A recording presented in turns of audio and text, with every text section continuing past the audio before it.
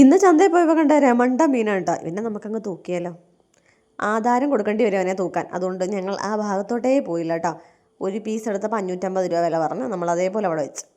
പിന്നെ നമ്മൾ നമ്മുടെ സാധാ കണ്ണനയിലയും അയിലക്കിരിയാൻ ചൂടയൊക്കെ വാങ്ങിച്ച് ഞാൻ ഇങ്ങ് വീട്ടിൽ വന്നു കേട്ടോ.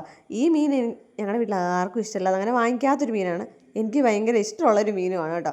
ഇത് വറുത്ത് നല്ല ഫ്രഷ് ആയിട്ട് കഴിക്കാൻ സൂപ്പറാണ്. ഇത് മീൻകറി സാധാ മുളക് കറി വെക്കുന്ന പോലെ വെച്ചിട്ട് അതിലോട്ട് നമ്മൾ കുറച്ച് തേങ്ങ, കുറച്ച് കുരുമുളക് ചെറുപറ ഇടുക, നല്ല ഫൈനായിട്ട് അരച്ചെടുക്കുക. എന്നിട്ട് കറി ഒരുവിധം തിളച്ച് നല്ല പാകമായി വരുമ്പോഴത്തേക്ക് ഈ അരപ്പ് അതിനകത്തോട്ട് തട്ടി കൊടുക്കുക കേട്ടോ. ഇതെനിക്ക് ആരോ പറഞ്ഞു തന്നതാണ്, ഇപ്പോഴൊന്നും അല്ല കേട്ടോ, കുറേ വർഷങ്ങൾക്ക് മുമ്പ്. ഈ മീൻ മുളക് കറി വെച്ചാൽ എനിക്ക് അങ്ങനെ ഭയങ്കര ഇഷ്ടമൊന്നും അല്ലായിരുന്നു. പക്ഷേ ഇങ്ങനെ ഞാൻ കറി വെച്ച് കഴിച്ച് തുടങ്ങിയെന്നൊക്കെ, ഈ മീൻ എപ്പോൾ കിട്ടില്ല ഞാൻ ഇങ്ങനെ മാത്രമേ കറി വെക്കത്തുള്ളൂ കേട്ടോ. ഒരു മീൻ എന്തോ പിണങ്ങി കിടക്കുന്നു, എന്തോ സംതിങ് പ്രശ്നമുണ്ടെന്ന് തോന്നുന്നു. എന്തായാലും ഞാൻ അതിനെ ഇങ്ങെടുത്തു, ചോറും എടുത്തു.